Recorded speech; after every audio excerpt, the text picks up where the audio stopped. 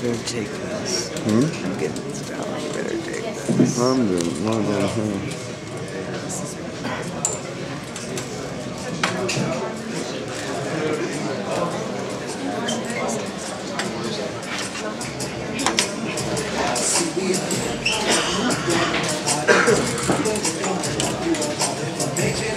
There's only one. One? No. Natural resource.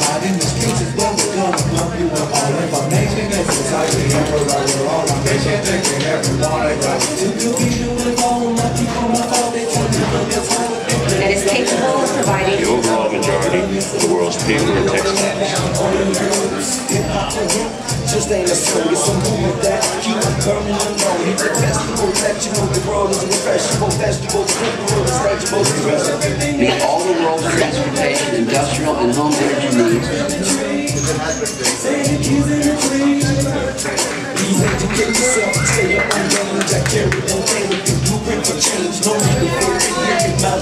While simultaneously reducing pollution, Rebuilding the soil.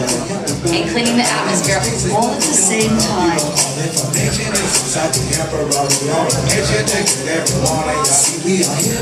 And that substance is the same one that has done it before for 5,000 years. Marijuana. Hello, my name is Arjen of the Greenhouse, and it's an honor for me to read out of the book of Jack Harrow, The Emperor with No Clothes.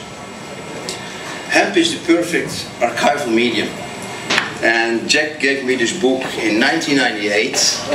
It's copy 130 of 1,000 copies. So for me it's a big honor to read out of this book, and I'm going to start with chapter 2, a brief summary of the uses of hemp. Item 1 was ships and sailors. 90% of all ship sails since before the Phoenicians, from at least the 5th century BC until long after the invention and commercialization of steamships in the mid to late 19th century, were made from hemp. This is Antac right here. The word canvas is the Dutch pronunciation twice removed from French and Latin of the Greek word cannabis.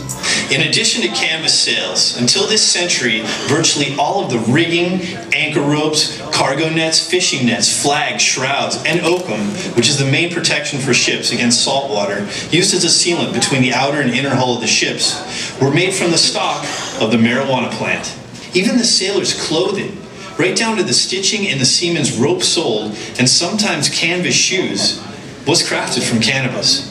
Additionally, the ship's charts, maps, logs, and Bibles were made from paper containing hemp fiber from the time of Columbus, 15th century, until the early 1900s in the Western European American world, and by the Chinese from the 1st century AD yarn. Hemp paper lasted 50 to 100 times longer than most preparations of papyrus and was 100 times easier and cheaper to make. George Washington and Thomas Jefferson grew cannabis on their plantations. Jefferson, while envoy to France, went to great expense and even considerable risk to himself and his secret agents to procure particularly good hemp seeds smuggled illegally into Turkey from China. The Chinese mandarins so valued their hemp seed that they made its exportation a capital offense. When hemp saved George Bush's life. One more example of the importance of hemp. 5 years after cannabis hemp was outlawed in 1937, it was promptly reintroduced for the World War II effort in 1942. So when the young pilot, George Bush, Sr., bailed out of his burning airplane after a battle over the Pacific, little did he know parts of his aircraft engine were lubricated with cannabis hemp seed oil. 100% of his life-saving parachute webbing was made from U.S.-grown cannabis hemp.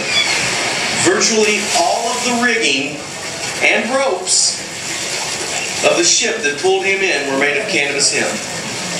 The fire hoses on the ship, as were those in the schools that he went to, were woven from cannabis hemp.